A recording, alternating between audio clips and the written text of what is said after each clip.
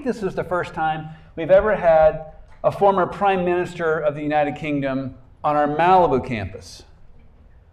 I say Malibu campus because we've actually had 2 Prime Ministers at different campuses around the country, around the world.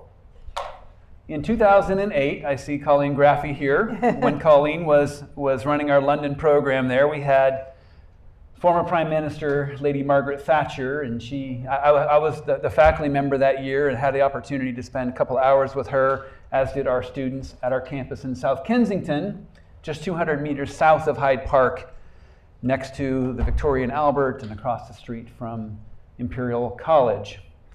And the second former Prime Minister who's been to one of our campuses is actually Ms. Truss, who came to our Switzerland campus this past fall for a conference on kind of the future of Europe. So I'll just ask my first question. What do you think of our castle? Not too shabby, huh? It was amazing. I think this campus is pretty amazing as well, but I think it would be an honor to go to university in either the castle or this excellent campus in Malibu. Fantastic. Well, we have some other castles and campuses we'd like you to visit as well, including... If they're all as good as this, I'm in. I can't make promises, but they're pretty spectacular. Florence and Buenos Aires and Heidelberg and Washington, D.C. campus there, but also the one in South Kensington. We would love to have you commit at some point to come visit with our students there just down the street. I'd be very happy to. Fantastic. Everybody heard that, right? We got a witness. I like the way you booked me in early before you'd ask me any tough questions. Exactly. Well, we are here to talk about this book that you released last week, 10 Years to Save the West. And thank you, incidentally, for getting me an advance copy so I could read it in advance. But I will tell you that an audiobook would be a little bit easier so I could do it while I was running. Yeah, I hope my publisher is listening to this because... Let me just tell you, publisher, audiobooks are God's gift to those who like to read but don't have time. Yeah. So please, let's all, can we all raise our hand and say we want the audiobook? Okay, we want the audiobook. But I did read it cover to cover, I promise you that. Lots to unpack here. The title, 10 Years to Save the West. From whom, from what, for what? Well, I think we're facing 2 enemies, and you might say those enemies are connected. But we have the woke Orwellianism at home, our society being undermined by some pretty crazy ideas that people wouldn't have subscribed to a few decades ago, whether it's anti-capitalism, eco-extremism, transgender ideology. You know, the fact that on some university campuses we're having people actively campaign in favor of terrorism and trying to undermine the United States, and we're seeing the same thing on the streets of London, the United Kingdom, points to me that there's a very destructive ideology that is being spread in our own societies. I think that's enemy number 1. But of course, enemy number 2 are the totalitarian states who want to end our way of life, primarily China, but they are now working with Iran and with Russia. And because, as the West, we haven't shown enough strength, we're seeing their increasing belligerence. We saw the appalling attacks in Israel, the terrible war in Ukraine. China is now increasingly becoming belligerent towards Taiwan. So all of those forces, and I think they're linked. You know, it's in the interests of our enemies to see us question ourselves, us question our own society. And that is the threat that I think we face. And I think we're getting close to a tipping point. And that is what my book is about. And we're going to go through a whole lot of these various points that you've just unfurled for us. But let me start at the beginning. So I've seen a picture, and probably if you've Googled, you've seen a picture of the young Liz Truss, who was at Oxford, who was president of the Liberal Democrats. Now, everybody has a dark past. There's nobody who has a completely clean closet, and I'm certainly no exception. Now, we are familiar, of course, with Ronald Reagan, who has been a friend of Pepperdine, or was a friend of Pepperdine for many years before he was president. After he was president, he's been to campus many times. He, too, was a Democrat at one point before he became what's now known as one of the grandfathers of modern conservatism. Talk to us about your evolution from being president of the Liberal Democrats to being someone who no one would call liberal. So, at least not in the political side of the term. Liberal in terms of speech and rights, of course. So I grew up in a left-wing household. My mum was an anti-nuclear campaigner. And I remember campaigning with her when I was 7 or 8 years old. You know, we would do protests outside nuclear bases, protest against the Americans stationing their weapons in Britain. You know, this is what my mother was absolutely obsessed with. And she had friends who were in the Ecology Party. You know, and what they wanted to do is they wanted to promote unilateral nuclear disarmament. You know, they felt that, and I remember having discussions at the time, they told me that the US is no better than the USSR. You know, we need to stay out of this, we want peace. And you know, as a child, growing up, I started to question those ideas. And I started to think about what was actually happening, and having a prime minister like Margaret Thatcher in power, demonstrating strength, and ultimately those foes being defeated, sort of showed to me that those ideas were fundamentally wrong-headed. But I'm somebody who's always questioned the premise. I don't accept, I'm argumentative, I think it's fair to say. I'm quite contrarian. And I started questioning that. And I also I went to a comprehensive school in Leeds. And I had a lot of very left-wing teachers who were very, very anti the then government. And again, I started to question what they were doing. And I saw that many of the kids in my school, I come from a very academic background. My dad's a maths professor.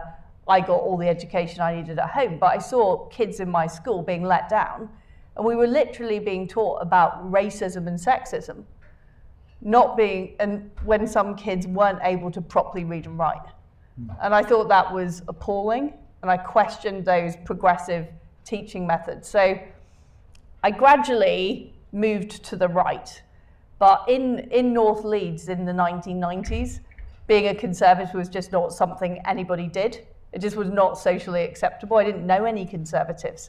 So I joined the Liberal Democrats, which is the centrist party in Britain, as a halfway house. And it was only when I got to university and I started studying economics that the scales really dropped. And I thought, conservatives are actually right. Uh-oh. And I remember having an argument with a Liberal Democrat MP at the time. And he said, well, the top person in a company should only be paid the maximum of what the bottom person is paid. I said, well, that's rubbish. You know, how on earth can you restrict people's freedom in that way? How can we see a dynamic economy if you're going to set those rules from the government? And he goes, Liz, you're just a Tory. And I thought, maybe I am. Maybe you are, yeah. Well, you mentioned that you're a contrarian and argumentative. I think that has earned you a nickname. And you talk about that early in the book, the nickname, and the walk-up song that was part of that nickname. Should I remind you, or do you remember the nickname? I do remember the nickname. I've been called many things, but one of them is the human hand grenade. I think I was described as a strutting martinet, and I won an award early on in my ministerial career, and Little Miss Dynamite was the music playing when I walked up. So people do accuse me of being, is the word confrontational? I would describe it as being principled. Okay. And actually having beliefs that I want to actually implement, which is frankly not the same as everybody who goes into government. Understood. Is it fair to say that your stint as Prime Minister was not lengthy? That is correct. Okay. I think in historical terms it's unmatched. Although, I think that's actually, I did some research and I think someone went 33 days a long time ago. Not in Britain. I don't believe. According to the internet, but we'll look at it up later. Somebody Google that. 33 days. There's a lot of fake news on the internet. I'm just letting you know. I hadn't heard that. You can't believe all this stuff, Jim. Okay. You can't believe all this stuff. Well, should we let's bet a 5-pound note. In the book, it closes with a list of lessons learned during your time as Prime Minister, lessons learned during your time as MP, as your time of secretaries. And so let me read a portion of this that is from your book, the kind of the introduction to the lessons learned part. My purpose in writing this book is not to relitigate the battles of the past quarter of the century. It is to learn from them. I want others to heed the warning of what I saw happening to learn the lessons of the battle I lost. First, we must acknowledge that Britain and many other countries in the free world have a governance problem. Politicians, particularly conservative politicians, are increasingly unable to deliver on their promise and often get sidetracked to go along with the status quo. At best, they content themselves with making small changes that come nowhere near meeting the scope of the challenges before them. So let's talk about that. Why is it that politicians, and particularly conservative politicians, are unable to meet the goals they set? What are the barriers to that? Well, the biggest barrier that we face as conservatives is the sheer power now of the administrative state. And what happened, particularly under Tony Blair, but also under our government and before that, is power that used to be democratically accountable has now been outsourced to unelected bodies. So whether it is the Bank of England that was given more power under the Bank of England Act that Tony Blair put in, whether it's the judiciary, who've essentially been given more power by the establishment of a Supreme Court, and the members of the Supreme Court are not like the ones in the US. They're not appointed by senior politicians.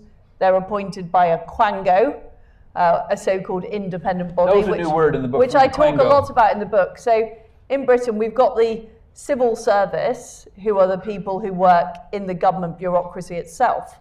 But then we have a lot of independent agencies, which we call quangos, quasi-non-government organizations. So the EPA in America is a quango. It's that type of organization that is divorced from democratic accountability. So what we saw is a huge number of these quangos being created. We saw legislation on things like the Equality Act, the Human Rights Act, the Climate Change Act, that essentially boxed politicians in and made it harder for politicians to act and more bureaucratic, the constant holding of consultations, the constant litigation that you end up facing because you can be challenged in various ways, a development of judicial review. So all of those things have just made it a lot harder. And most of those people in the bureaucracy don't tend to be conservatives. Most of those people running quangos would not vote Conservative in an election. They naturally are on the left, and over time, those organizations move to the left. I think it's O'Sullivan's law. Any organization that's set up that is not explicitly conservative leans left over time, and that's what we face. But the second problem I think we've had is conservatives have been unwilling to take on the new left. And what do I mean by the new left? I mean the people who say, there's going to be climate change Armageddon, we need to stop drilling for oil. I mean the people who say you can change your gender when we need to allow boys who identify as girls to be able to use their restrooms.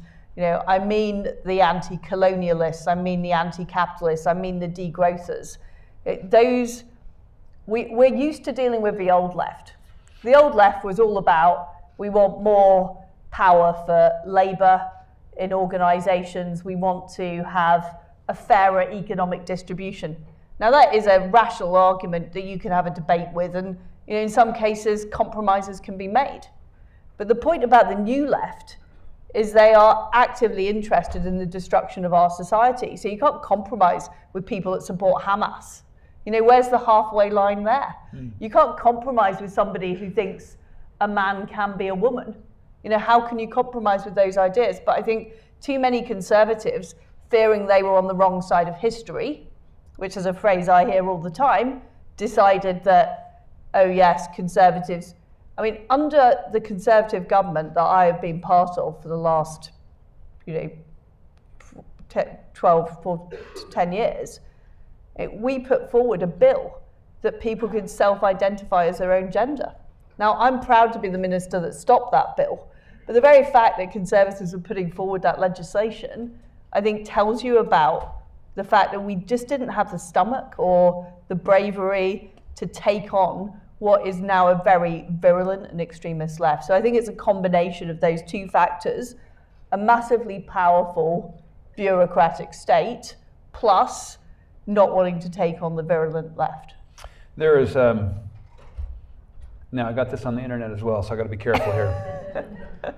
I'm getting quite worried about this. Yeah. Well, depending on the year, between 90 and 95 out of every $100 donated to a political campaign or party comes in the United States from goes to the Democratic Party from federal workers. So anybody who's employed by the federal government, between 90 and 95% of dollars given to political campaigns are for one side. Is that your sense where things are among governmental workers in the UK as well? Yes. And they've become more activist. So in the past, I think the civil service was always left-leaning. And people on the right tend to want to do things like run their own businesses. They don't necessarily want to become public employees. But what I think you've seen is an increase in the activism. So people who are passionate about human rights or passionate about climate change joining government departments to pursue an agenda, or indeed passionate about transgender issues. So I think you've seen an explosion of the activism levels. But let me give you one example. I think the Brexit, 52% of people voted Brexit in Britain. Yet, you'd be very lucky to find any civil servant who supported that position. And the head of the Foreign Office, the permanent secretary at the Foreign Office at the time, Simon MacDonald, admits that after Brexit, he told officials in the Foreign Office that he had not supported Brexit to try and engage with them. So you have active countermanding of official government policy, not just official government policy. This is literally something British people had voted for. So you've got the head of the Foreign Office saying, I don't approve of this policy, and essentially most of the civil servants in that department agreeing with him. Well, you also have, as you identified, some internal battles. Between 2016 and 2022, the Conservative Party elected 4 different prime ministers. Do you see any parallels with what's happening in the United States with respect to challenges internally within the Republican Party, those generally deemed conservative, in terms of being able to unite? Well, a few years ago, Republicans would say to me, hey Liz, why is it that you keep, you've got these internal divisions and you keep changing your prime minister? And now I'm able to say to them, look at the House of Representatives. Look at what's going on with your speakers, because it's exactly the same dynamic that's going on in the House of Representatives as in going on in the UK Parliament, because the Prime Minister is a role that is partly like some of the work the President does, but it's also like the Speaker of the House, in that you need to command a majority in Parliament. And I think both of our parties are facing a battle about what the future of conservatism looks like, and that manifests itself in these arguments in the House of Representatives and the House of Commons, because that's ultimately one of the crucibles where the future is determined. So it's exactly, when I look at what's going on in the House of Representatives, I give a wry smile, because I think it's exactly what's happening in Britain.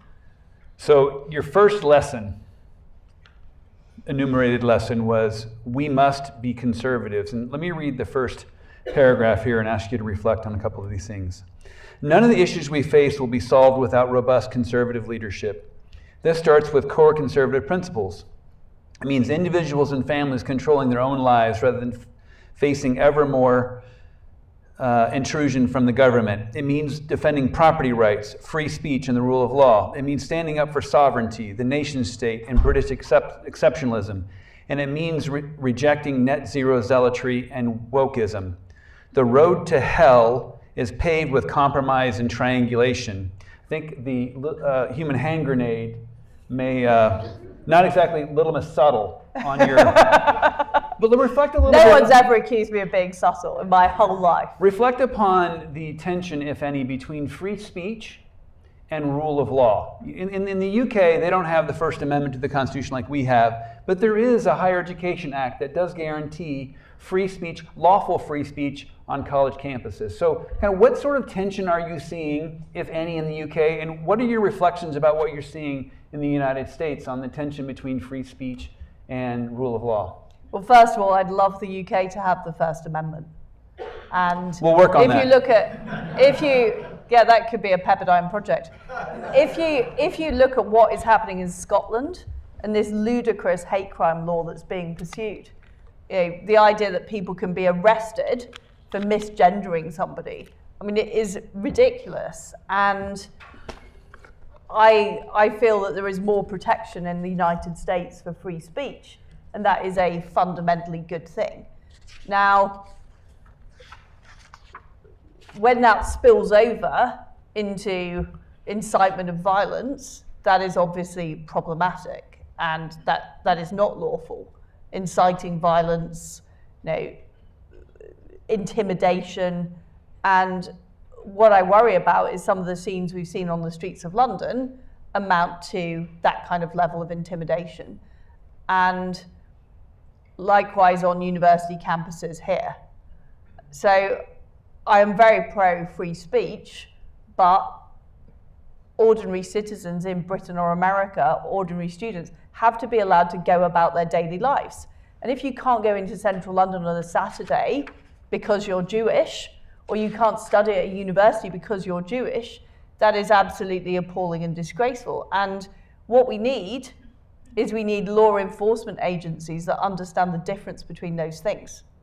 And in the same way as I worry about institutional takeover through woke ideas, I think too much of our policing has been influenced by those kind of ideas, which are a problem. Now, are you seeing the sort of tent cities rising up on UK campuses, or is that more of an American phenomenon? I think it's more of an American phenomenon, but it definitely is the case. It's tough being a conservative on a UK campus now. It's tough. With the exception of Buckingham University, which is a anti-cancel culture university, there is too much restriction on conservative freedom of speech in our universities. And I think, how do you deal with this? Well, the government spends vast amounts of money subsidizing student loans. We should not be allowing this type of thing to go on. So using the power of a purse to... Yes. Okay. I mean, if people completely in private want to, ban, no platform people or ban people, fine. But these are institutions that carry public credibility and use public money, and that is a different thing. Well, let me jump off of that. We've seen an increasing phenomenon in the United States, and I've read a little bit about this in the UK as well, of debanking someone. And for those who haven't heard that term, it's someone who has a political view that the bank is not fond of having their accounts frozen or being told their money is no longer welcome at that bank. Is that happening in the UK much? Yes. Talk to us about the freedom involved in that. Well, so the government introduced a while back anti-money laundering laws. But what that has effectively meant is if you're a politician in Britain, it's harder and harder to get a bank account because the banks think it's too difficult, it's too controversial, they'll have to file all this paperwork. And the specific case of debanking is the case of Nigel Farage, who had his bank account cancelled, and essentially, the chief executive, Alison Rose of NatWest, had to go over this because the truth was not told about why that account was cancelled. But you have institutions which essentially have public license, which banks do, making political decisions about people. It's a huge problem. Huge problem for freedom.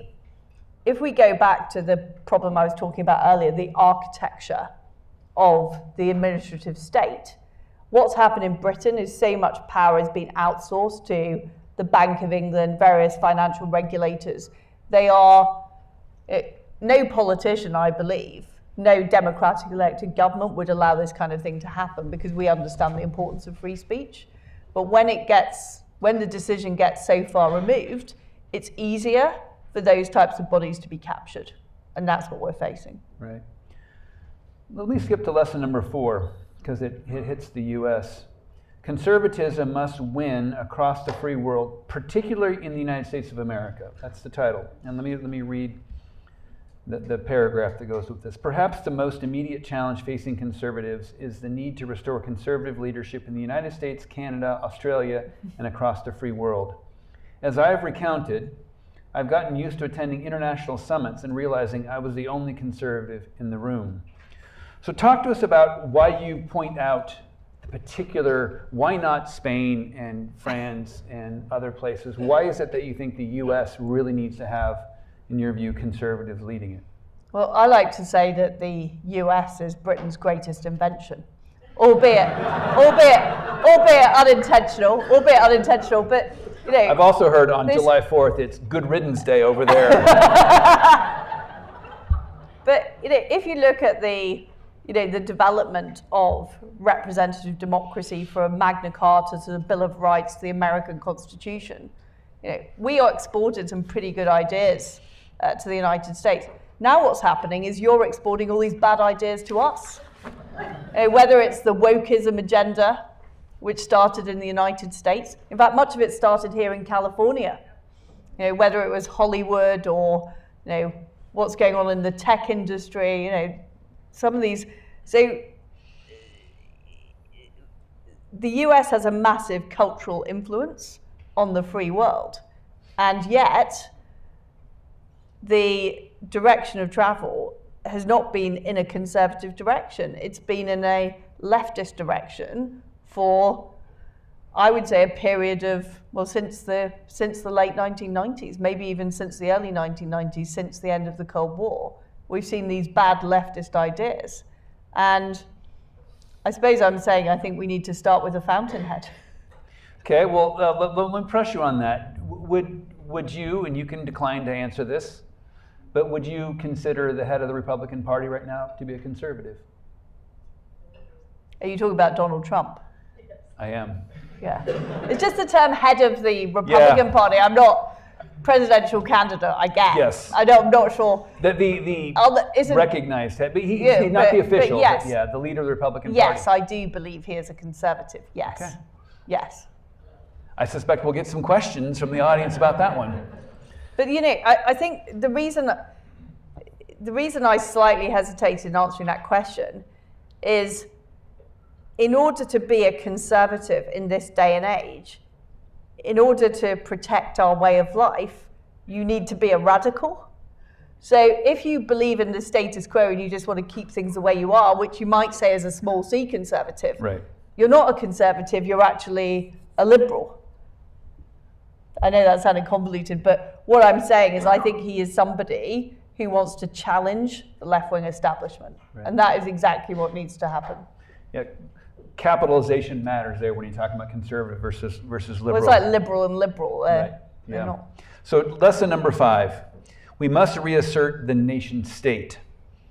As we regain conservative control of governments in the West, we also need to ensure that they have the tools to deliver conservative policies, whether in terms of economic or fiscal policy or on foreign relations and robust defense. This will require leaders of those countries to reassert the power of the nation state. What do you mean by nation state? I mean, sovereign nations like the UK, the United States, even France, I think, is capable of reasserting the power of the nation state.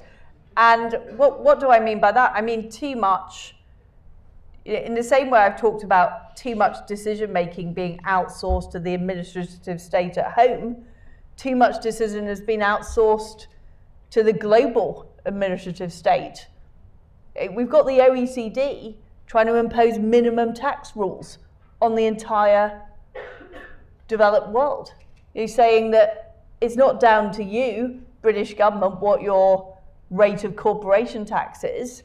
You need to follow these rules. In Britain, we've got the European Convention of Human Rights and the court trying to interfere with our immigration policy and whether or not we can deport illegal immigrants. We have the United Nations. Again, I don't think any of these resolutions have much particular effect, but passing resolutions that are fundamentally anti-Israel. So what you've seen is the growth of a bureaucracy at an international level, and I also include the World Health Organization, the World Trade Organization in that is, it's either hard power or it's soft power, but what it is doing is it's sucking out the ability of nation-state self-determination.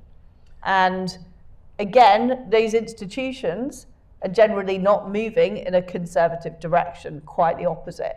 I mean, one of the biggest backlashes I faced against my economic policy it was in Britain, from the likes of the Bank of England and the Office of Budget Responsibility, but it was also the IMF, it was also the President of the United States of America. So these bodies help to, I believe, coordinate a set of policies which are not conservative and not in the interests of our countries, because it's not helping the West win. Under this development over the last 25 years, we've not seen the West do any better. What we've seen is our adversaries like China, Russia, and Iran on the rise. So that leads to the next topic or question of you don't have a lot of praise for the World Bank, IMF, World Trade Organization, World Health Organization, the UN in the book. And here's one quote: "When we have such bodies tolerating egregious abuses by member states such as China and the absurd sight of Iran being invited to chair the UN Human Rights Council, it is clear that they have outlived their usefulness."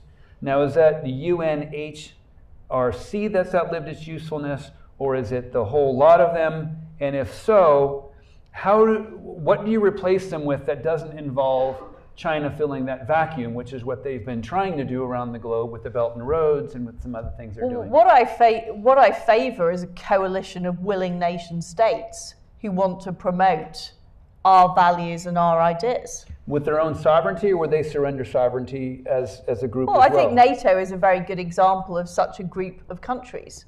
You agree to be part of the NATO club. I mean, it does involve spending 2% on defence, which not all NATO members have been doing, and they should do, and we need to up that level. But it also has a clear purpose, which is dealing with protecting the defence of the Euro-Atlantic area.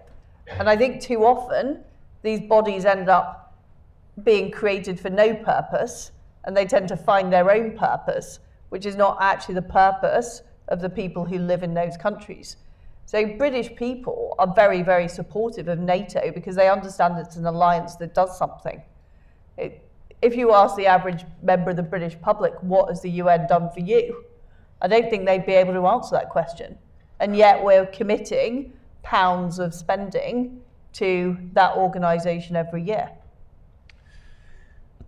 Let's continue to roll on, because I think we're going to go back to that topic pretty quickly. Lesson 6, and this is the sixth and final lesson: we must end appeasement. So let me read a paragraph here. The final and most fundamental lesson that conservatives across the West need to learn, relearn, and continue to abide by is that appeasing our enemies does not work and should never be pursued. This applies in terms of our political opponents domestically, and most certainly applies in terms of our enemies abroad. There is no excuse for not having learned this lesson. We know that appeasement is a disastrous approach, as history has shown time and time again. Yet, we see this with China, Russia, and Iran. Talk to us about appeasement, about what lessons we should have learned, and what we're seeing as the result of not having learned those lessons. Well, the lessons we should have learned from what happened in the 1930s. There were people who were advocating, not taking on Germany because of the trade and the economic value that the relationship with Germany provided. There was a reluctance to spend early enough on defense, and there was a putting the heads in the sand of what might potentially happen. And what the lesson is that the longer you leave it, the worse it is. And if you look at Putin in Russia, there were plenty of signs, Crimea, the Donbass, that Putin had expansionist ambitions. At the Munich Security Conference in 2007, he said he wanted to create a greater Russia. But yet, we had Germany trying to build Nord Stream 2. We had dependence of Europe on Russian oil and gas. What happened in London, allowing London to be, to become a home of Russian money. All of these things were appeasement, and we've seen the same with Iran. The idea that Iran are going to sign some deal so they don't get nuclear weapons. Well, they're busy building nuclear weapons as we speak and are getting closer and closer to it. Or China. We've recently seen Janet Yellen back in Beijing, pleading for business for American companies. That is what appeasement looks like. And we can see the results of appeasement in what is happening in Israel, with Iran, in Ukraine, and more broadly, with China's belligerence. Well, let me ask you an unfair question. Look into your crystal ball. How does the Russia-Ukraine conflict end? Well, the only way it should end is by Russia being completely pushed out of Ukraine. If a dictator, as Vladimir Putin is, gets any reward for aggression, that sends a terrible signal. It sends a terrible signal to President Xi on Taiwan.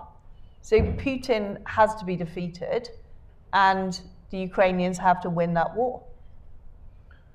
As we're getting the audience questions over to Marco, let me ask one final question that comes from your book that I think we're all curious about. You close with this, a call to action. I cannot turn back the clock to the start of my 10 years in office, but I can look forward into the next 10 years and urge those starting out on that journey to heed my warnings. What does the next 10-year chapter in your career look like?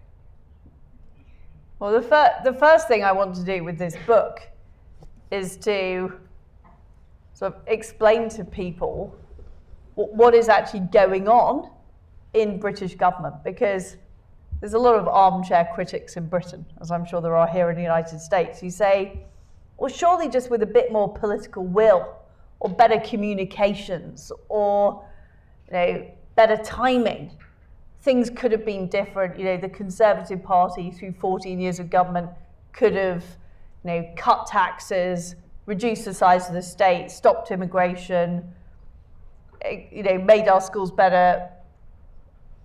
What I want to tell people is how big the problem is, and the book is partly a sort of catalogue of my frustrations of the battles I had, and why we need system change in order to deliver conservative policies. So that is what I want to do now, is to make that argument, because people in Britain are frustrated. I think there was a poll out recently that said 74% of Britons think the country isn't working, things are getting worse, and neither party can fix it. So that is not hopeful. Not hopeful. And despite all this, I am an optimist. I do believe things can change. But what I'm saying to people is it's a big change that's required. And there has to be a lot of soul searching in the Conservative Party, but also in the country about the scale of change that's required. So that,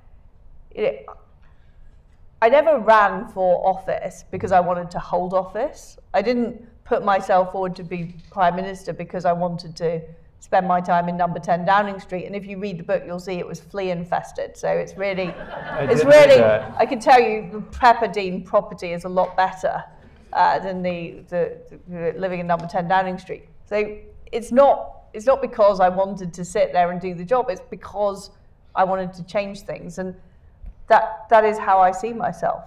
I want to be an agent of change, and I will do whatever it takes. All right. Well, let me start with the first question from the audience. In hindsight, do you think Brexit has gone the way you had imagined? Knowing all the things you know now, what would you or what would Great Britain have done different with respect to Brexit? What lessons have we learned? The thing about Brexit is people voted for Brexit in 2016. We then had a huge argument in Parliament about whether we should actually deliver it. Eventually, that argument was won, and it was won with the 2019 election where Boris Johnson got elected off the back of that. But all of the EU laws, or virtually all of the EU laws, are still on our statute books. So the opportunities of Brexit, of doing things differently from the European Union, haven't been taken. So it's the problem yet again doesn't really lie with the Brexit process itself. It lies with what is happening in Britain and the fact that we have a very powerful establishment who don't want to change the status quo. That is the problem.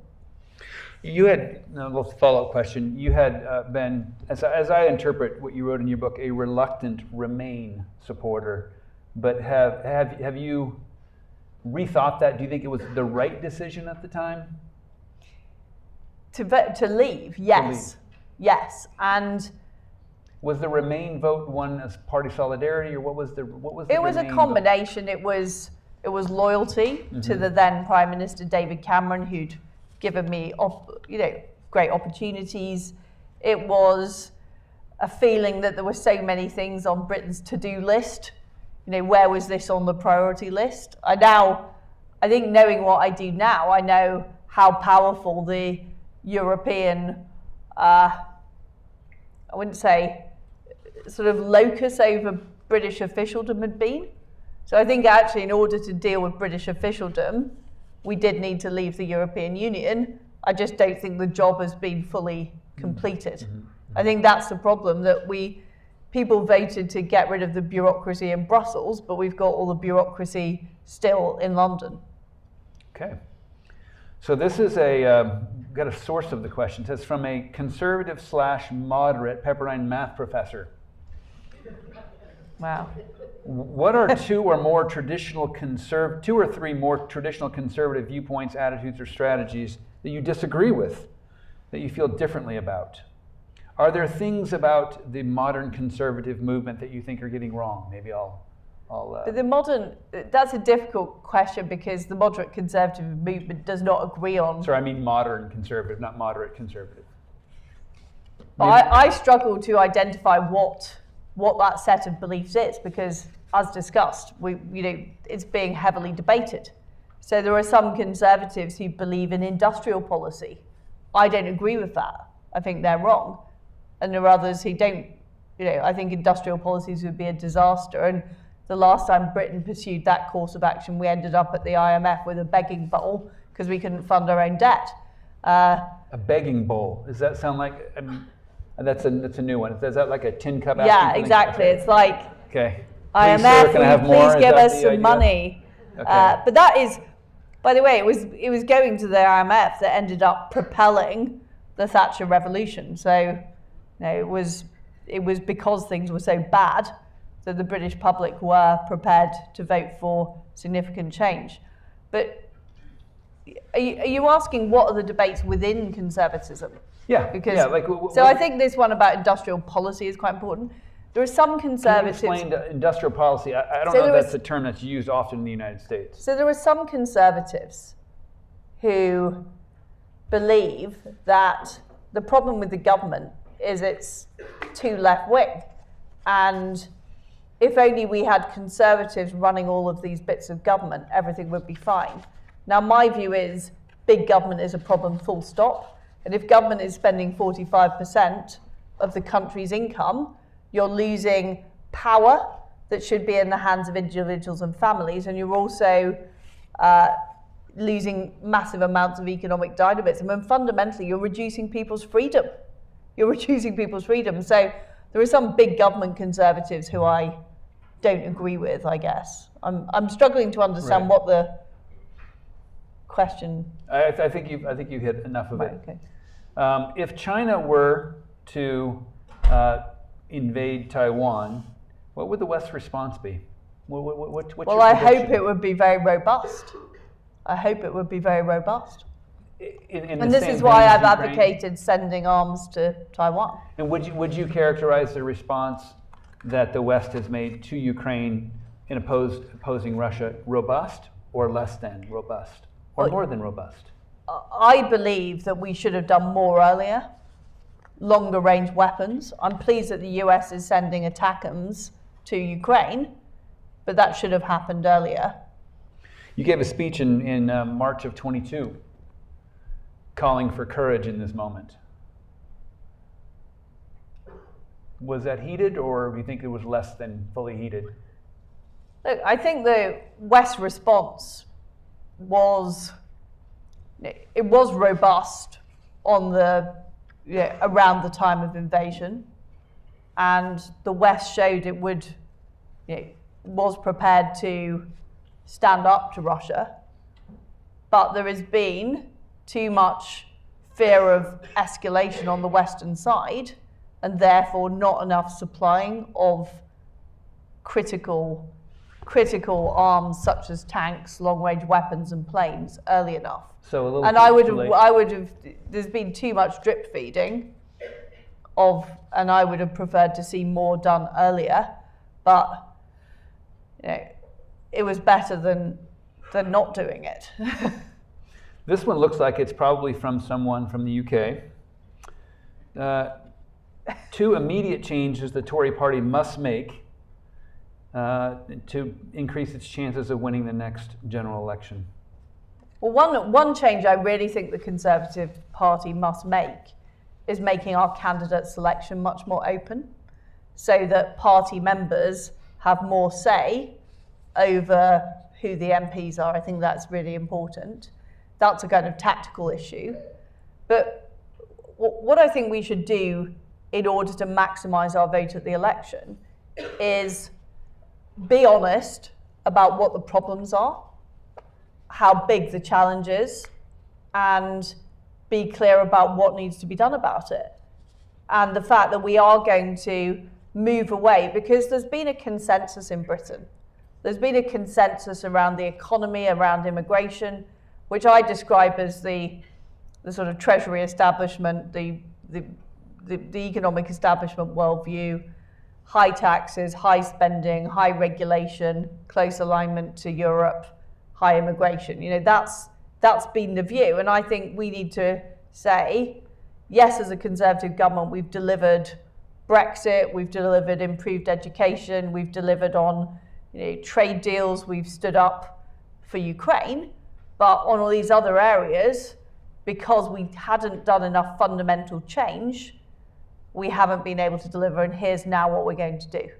That's what I think the public would appreciate honesty. Great. 2 more questions, and we'll have to pull this to an end. What, in your opinion, is the future of the monarchy in Britain? Do you see it becoming more involved, less involved, status quo? I see the status quo continuing. Okay. I don't think there's, I think it works. I don't think there's any appetite for a change, particularly. And I think King Charles is, very respected. I think that some of the more problematic elements of the royal family have all gone to California. So,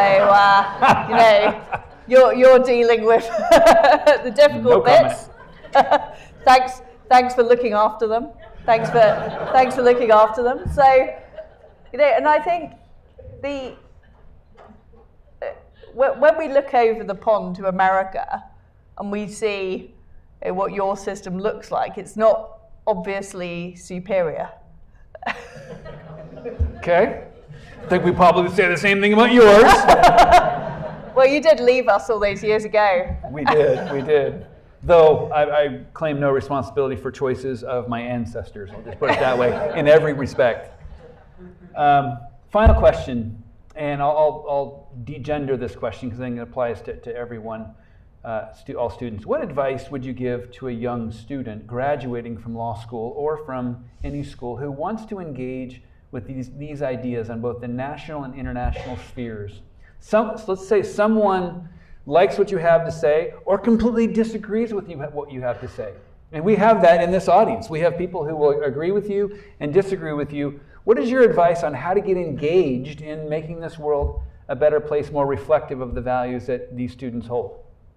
So my advice is to go into politics. Go into politics. And you might think that's a bit crazy given how burnt my own fingers have got from that pursuit. But I really feel that we need people with talent and vision and principles who are unbending to be prepared to enter the political fray. And one of the nefarious things about the growth of the bureaucracy is it's become easy for people with political ideas to try and affect them by working for a central bank or working for the civil service or, heaven forbid, working at the United Nations, rather than entering domestic politics.